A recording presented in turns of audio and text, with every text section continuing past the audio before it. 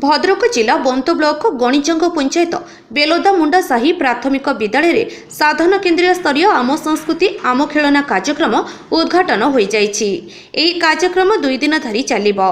एही उद्घाटन रे कार्यक्रम रे गणिजंग साधन केन्द्र संयोजक प्रफुल्ल कुमार दासଙ୍କ सभापतित्व मुख्य अतिथि बंत ब्लॉक शिक्षा अधिकारी मंजुला बाला नायक, मुख्य वक्ता अतिरिक्त ब्लॉक शिक्षा अधिकारी हरेकृष्ण आपट, सम्मानित अतिथि वरिष्ठ आईनजीवी अणाकर मल्लिकी, समाजसेवी आनंद चंद्र दास प्रमुख जोगदे विद्यालय स्तरीय शिक्षण व्यवस्था को सरस सुंदर आकर्षणीय करने और आम संस्कृति को बंचाई रखिबा पई यह एक अभिनव प्रयास जारी रखिबा निमते किछि नूतनत्व आनिबा पई खेलना प्रस्तुति करी पिलामानकर कला को प्रतिपादन करिबा एही कार्यक्रम रे मुख्य उद्देश्य।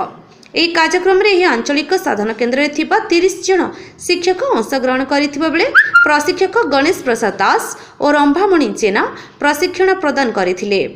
प्रताप चंद्र महापात्र, नीलमाधव दास, अनुसया बारिकी, लक्ष्मीधर जेना, मिताराणी नाथ, सस्मिता नाथ, गौरी रणा, बसंती नाथ, संध्याराणी महापात्र, रीता मुंडा, गीताराणी सुतार समेत समस्त शिक्षक शिक्षयित्री और परिचालना कमिटीर सदस्य प्रमुख सहयोग करथिले।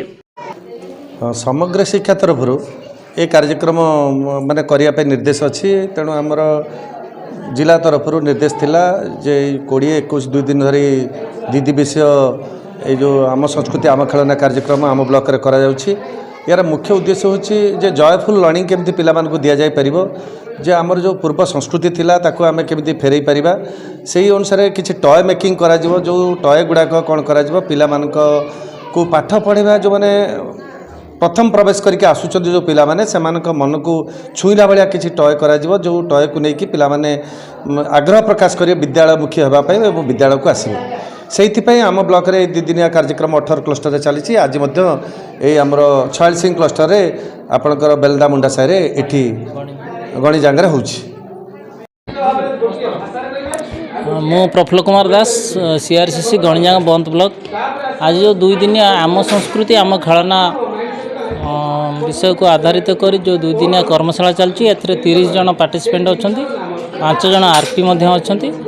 जो कर्मशाला चलती खेल आउ खेलना एक उभय को लेकिन आम संस्कृति को लेकिन जो सरकार योजना अच्छी पिला को मुख्य स्रोत में सामिल करवा एवं आगु को पिला माने केमिति सहजरे पाठ बुझीपर एवं निजे विज्ञ हो पारे, निजे अनुसंधानकारी हो पारे, तारी उपरे कर्मशाला।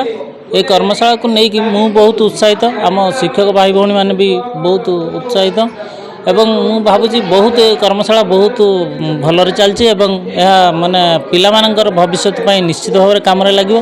विशेषकर ये जो विद्यालय छोटिया विद्यालय हेले मध्य ये विद्यालयर परिवेश आपण माने देखुथिबे, ये विद्यालय आम क्लस्टर सबुठ भल विद्यालय एवं यही भाव में मुझे चाहूँगी खेल आउ खेलना एवं परिवेश को लेकिन आमर ये कार्यक्रम चालू रहू एवं भविष्य में पिला माने केमिति भलरे पढ़िबे, एटा होछि मोर मुख्य लक्ष्य रहउछि।